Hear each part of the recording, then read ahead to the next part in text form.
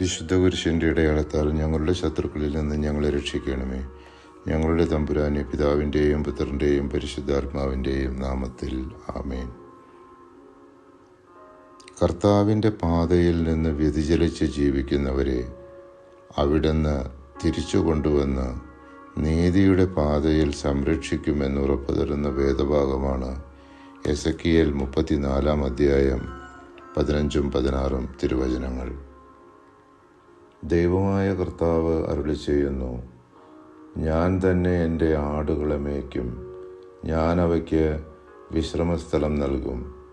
നഷ്ടപ്പെട്ടതിനെ ഞാൻ അന്വേഷിക്കും. വഴിതെറ്റിപ്പോയതിനെ ഞാൻ തിരികെ കൊണ്ടുവരും. മുറിവേറ്റതിനെ ഞാൻ വെച്ചുകെട്ടും. ബലഹീനമായതിനെ ഞാൻ ശക്തിപ്പെടുത്തും. കൊഴുത്തതിനെയും ശക്തിയുള്ളതിനെയും ഞാൻ സംരക്ഷിക്കും. നീതിപൂർവം ഞാൻ അവയെ പോറ്റും. നമ്മുടെ പാപാവസ്ഥകളാൽ ഉണ്ടായിക്കൊണ്ടിരിക്കുന്ന ദൈവകോപം ശമിപ്പിക്കുന്നതിന് നമ്മുടെ കർത്താവിൻ്റെ പാടുപീഡകളെ ധ്യാനിച്ച് നമുക്ക് അപേക്ഷിക്കാം.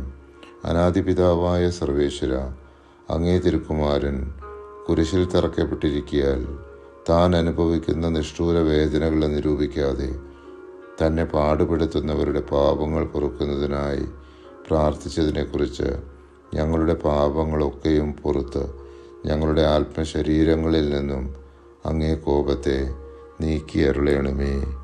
ആമേൻ.